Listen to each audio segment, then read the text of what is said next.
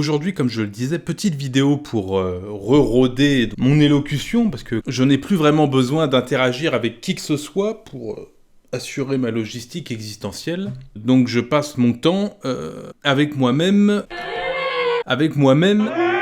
et les morts ayant talent pour la plume.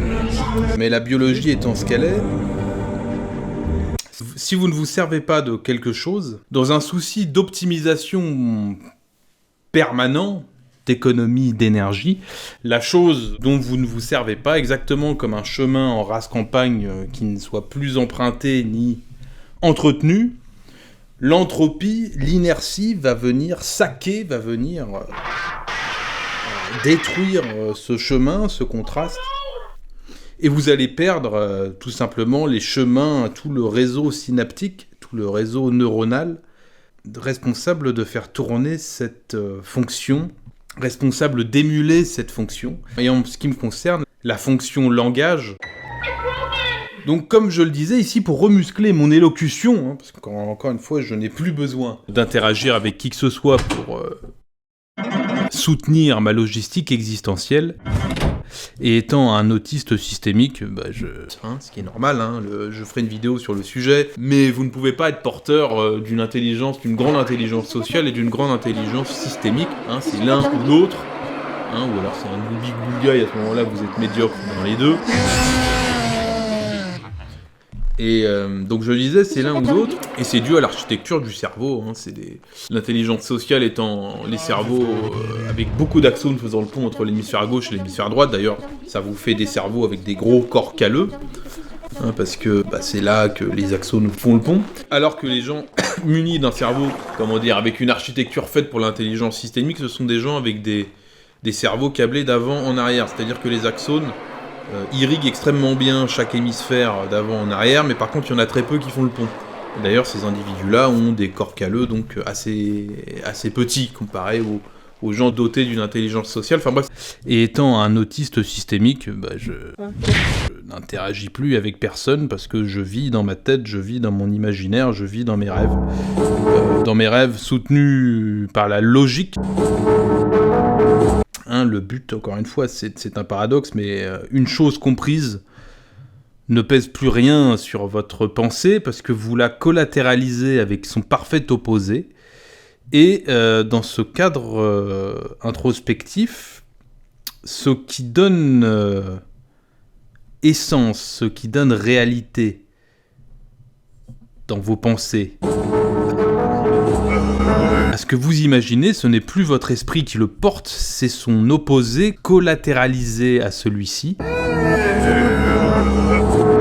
Et par exemple, pour vous donner un exemple pratique, par exemple, si la couleur noire ne vous requiert aucune force de pensée particulière pour la penser et l'émuler et la comprendre, c'est parce que, tout simplement, vous connaissez son anté parfait, son anté symétrique parfait, c'est-à-dire le blanc. Et quand vous voulez comprendre ce qu'est le noir, dans votre tête, vous le collatéralisez au blanc, et de cette façon, votre esprit ne porte plus la couleur noire, le concept noir, c'est son opposé qui le définit en se symétrisant à ce dernier. Et donc c'est un grand paradoxe, et donc c'est ce que je fais basiquement dans ma tête. J'imagine, je rêve et j'imagine, parce que comme tout bon systémique autistique, mes moteurs 3D sont extrêmement puissants, et c'est pour ça que je peux m'immerger donc dans des univers que je crée. Mais ces univers, évidemment, je leur apporte une logique pour pouvoir les comprendre. Et de cette compréhension de mon imagination, création d'un antésymétrique à ce que j'ai imaginé, et donc quelque part je donne réalité à mon imagination, et de ce fait eh bien ça me permet comme ça de créer des univers élargis, dans lesquels je me promène à mon aise, et je pourrais faire ça fort aise une éternité sans jamais m'ennuyer. Le problème étant qu'actuellement ma conscience est portée par une mécanique biochimique assez bordélique. C'est un bordel. Ceci étant, celle-ci est donc sénescente et soumise à la dérive anthropique de l'univers en phase de vie relative, c'est-à-dire soumis à la flèche du temps, donc soumis à l'entropie, C'est un bordel. soumis à la linéarité, tout simplement parce qu'il n'y a pas encore, enfin il y aura, mais il n'y a pas encore d'entité capable de lire l'information physique de façon holographique, c'est-à-dire hors du temps, c'est-à-dire lire tout d'un seul coup. Nous, conscience relative, nous sommes obligés de la lire séquentiellement. Et cette lecture séquentielle, c'est la flèche du temps, tout simplement.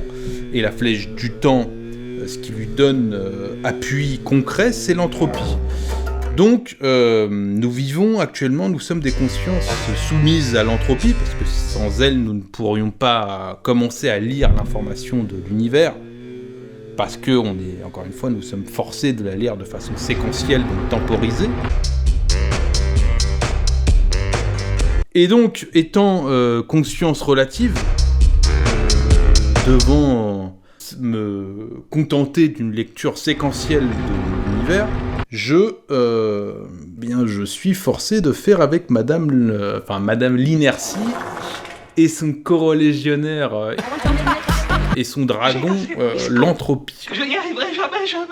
Et le problème étant, je reviens, parce que comme d'habitude je fais des paraboles, le problème étant que je suis actuellement tournant sur un support sénescent, C'est un bordel. soumis donc à une dérive anthropique, et donc luttant contre la bordélisation de mon réseau neuronal de façon constante, et donc basiquement pour résumer, toute structure n'étant pas activement utilisée, je reviens sur mon allégorie sur le chemin de campagne, non utilisé, non entretenu, ces réseaux vont disparaître par souci de dérive anthropique afin de maximiser ma durée d'existence face à la dérive anthropique, donc tout simplement en lâchant ce qui est jugé comme non utile, car non utilisé. Et donc, étant encore une fois autiste systémique, vivant et se satisfaisant pleinement de son imagination, je ne parle plus à personne antipathique. Je ne fais que lire des bouquins, écrire des bouquins et imaginer des mondes. Et dans ce contexte-là, je ne parle plus à personne, et je n'ai plus envie de parler à personne, parce que, encore une fois, l'intelligence sociale Mais c'est de la merde. est corrélée à l'animalité, est corrélée au sens de la reproduction et au sens de la persistance dans le temps par l'aliénation de son environnement. C'est-à-dire que je persiste dans le temps parce que j'aliène ce qu'il y a autour de moi et les entités qui se rapprochent de moi. Et comme j'aliène l'environnement ne me peut pas m'aliéner moi. Donc c'est un sens, l'intelligence sociale, mais je reviendrai, c'est un sens qui est alloué à ces deux mouvements primaires, c'est-à-dire encore une fois celui de la reproduction, donc l'amour, et celui de l'aliénation de l'environnement et des entités se rapprochant de vous, donc l'orgueil et l'ego. Moi, ça m'emmerde. Ça ne m'intéresse plus parce que encore une fois, je suis créature curieuse. Et la curiosité, qu'est-ce que la curiosité ? C'est se reconnaître dans ce qui n'existe pas encore. Et pourquoi se reconnaît-on dans ce qui n'existe pas encore ? Parce que nous l'imaginons. Et le fait ensuite par curiosité, de comprendre, de donner logique à son imagination, nous, là, faisons naître dans la réalité, parce que notre axe de symétrie est situé dans le futur. Nous sommes des entités transcendantales, nous vivons pour la transcendance. Nous ne nous reconnaissons pas dans le monde, dans le présent ni le passé. On a conçu un ballon d'eau chaude spécial qui fait 2 litres. Et c'est pourquoi nous imaginons. Et là, il y a les toilettes. On appelle ça des toilettes vivantes parce que c'est des toilettes sèches. Ça tombe directement dans les larves qui transforment en direct les Bah là, c'est l'heure de dormir.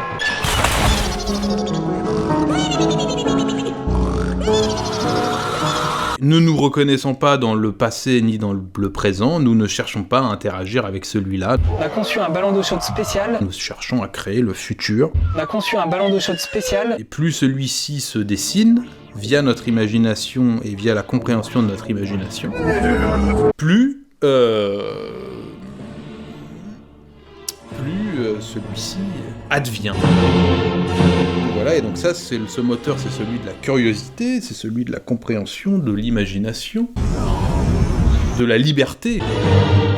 Nous vont justement nous transcender et nous libérer du sens de la marche, du sens de la bête reproduction et de la bête aliénation, ne pouvant que s'opposer à la transcendance émanant in fine de la poursuite de la curiosité, pour des raisons peut-être que je développerai dans cette vidéo, parce que, tout simplement, le fait de chercher à se reproduire et à aliéner l'autre passe par le fait de cultiver la subversion, parce que la subversion est un raccourci qui, pour ces deux paradigmes, porte ses fruits, et c'est pour ça d'ailleurs qu'en suivant ces deux paradigmes, on se dirige tout droit vers l'Event Horizon, c'est le point final, parce que voilà, le point final de l'orgueil et de l'ego,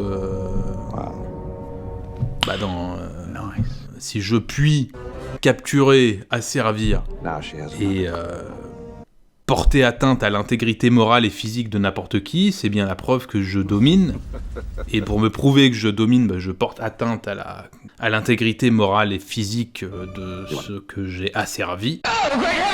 Et c'est une boucle, encore une fois, qui nous amène à l'Event Horizon. Enfin bref, et donc la curiosité, ça n'a rien à voir, justement, de la curiosité naît la compréhension, par le truchement de l'imagination, et de cette compréhension naît le discernement, donc la discrimination, et donc la catégorisation, et donc discerne les patterns.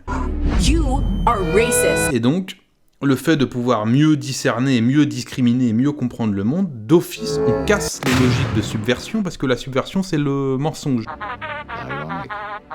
Et le maquillage et se faire passer pour ce que l'on n'est Je vous pas, réponds par l'amour. pour en tirer un profit immédiat dans le présent, dans le paradigme de la jouissance hédonistique, ou celle de la jouissance, on va dire, grandiloquente, liée à l'orgueil et à l'ego, dans le fait de dominer l'autre.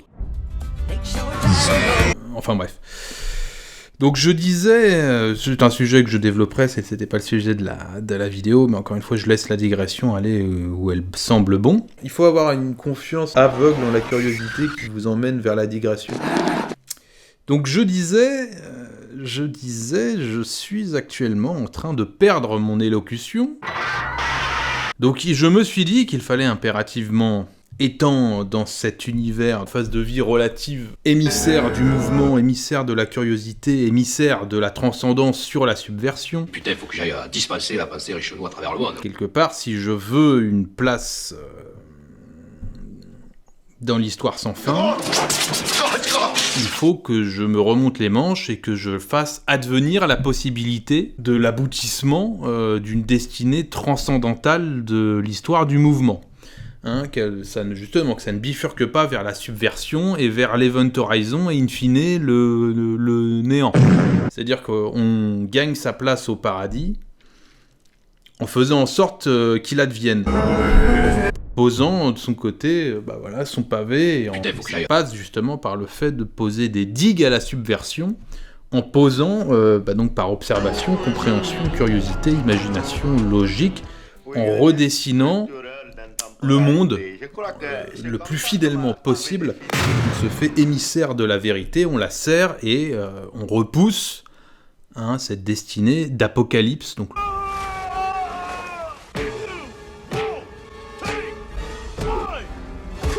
le voilement total et irrémédiable de la vérité par justement une subversion trop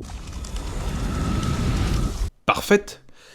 Et justement, moi je suis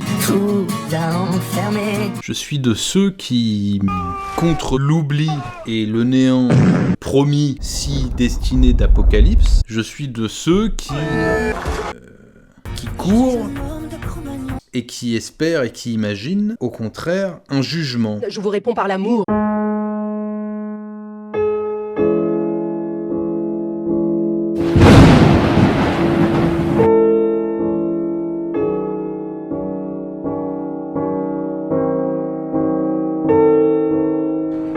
prolongement de cet univers pour pouvoir repartir de l'autre côté, hein, sur une base, un univers matriciel. Après on passe sur un univers purement informationnel.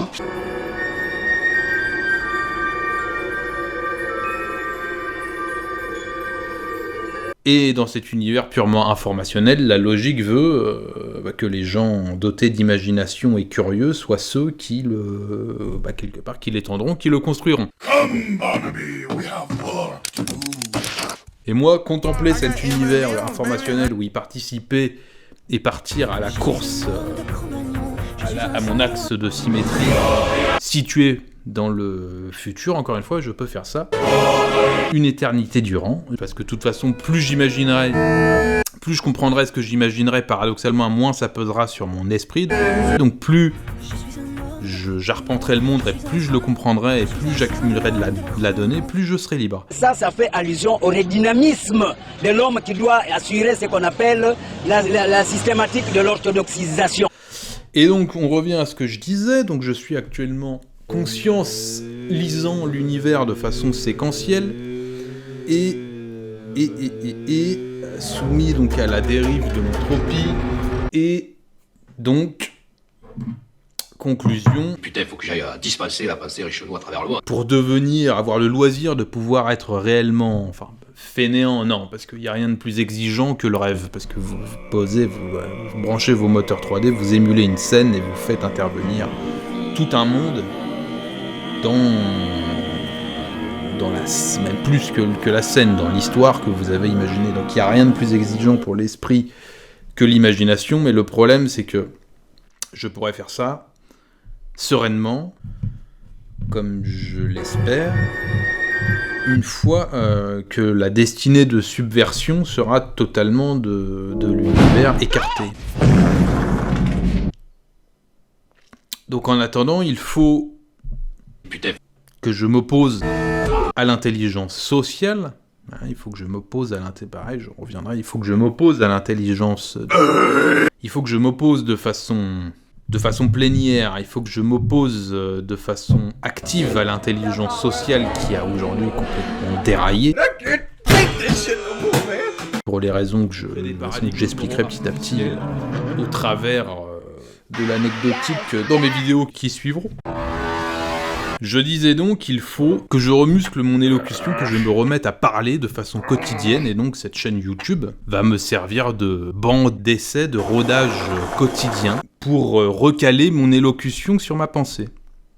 Que les deux remarchent en quinconce, et pouvoir donc donner mots, plutôt que... parce que je peux donner vision, ce qui est beaucoup plus exigeant à mon imagination. Mais paradoxalement, plus le temps avance et moins je peux lui donner mot. Et il faut que je puisse lui donner mot pour pouvoir, dans l'idéosphère, faire ce pourquoi ma curiosité m'a armé. Comme une conséquence, non comme un but. La curiosité a armé mon esprit.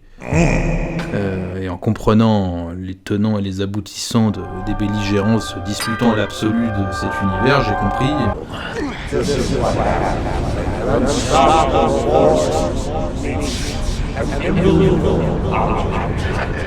J'ai vu tous les fronts, dans toutes les sphères du savoir, dans tous les niveaux métaphysiques, vous avez un front entre le mouvement contrastant noir et blanc, qui donc amène à toujours plus de contraste, plus de discrimination, plus de compréhension, et qui in fine amène à la transcendance et à la création d'une entité capable de lire l'univers de façon holographique, instantanément, et donc cette entité est hors du temps, et comme elle est hors du temps, elle peut se permettre de faire passer la logique avant la linéarité.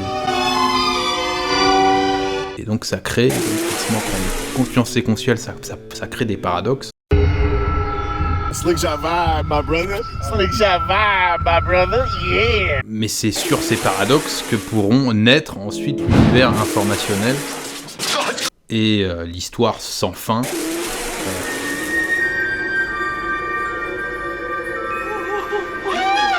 Libérée donc du fléau et de l'épée de Damoclès, de la subversion. Et d'une destinée donc de néant et d'oubli. Mais encore une fois, ça c'est un... Je remettrai de façon beaucoup plus chapitrée et de façon plus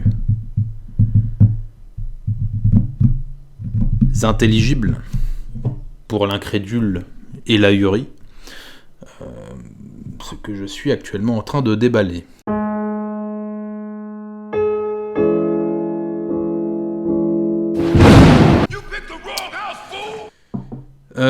Donc je disais... On est voué, je crois, à lutter jusqu'à la fin du temps. Quelqu'un m'a appris en faisant la couleur sans la couleur.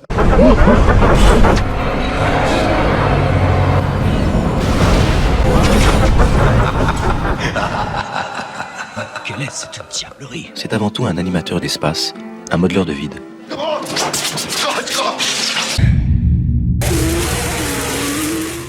La fille quelque chose d'intérieur et aussi d'extérieur.